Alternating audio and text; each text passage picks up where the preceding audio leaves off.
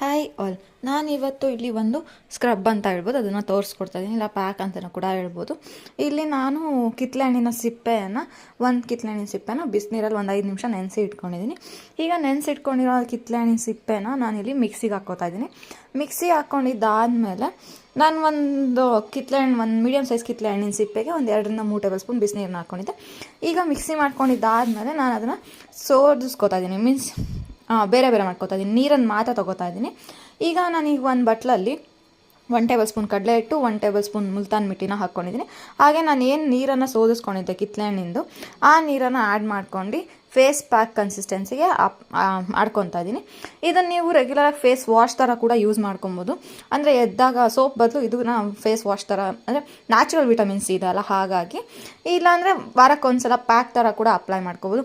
ಆಮೇಲೆ ಅದನ್ನು ಅಪ್ಲೈ ಮಾಡ್ಕೊಳ್ಳೋಕ್ಕೂ ಮುಂಚೆ ಸ್ಕ್ರಬ್ ಥರ ಕೂಡ ಯೂಸ್ ಮಾಡ್ಕೊಬೋದು. ಇದು ನಿಮಗೆ ನ್ಯಾಚುರಲ್ ವಿಟಮಿನ್ ಸಿ ಸಿಗುತ್ತೆ, ಹಾಗೆ ಟ್ಯಾನ್ ಏನಾರಿದ್ರೆ ರಿಮೂವ್ ಆಗುತ್ತೆ.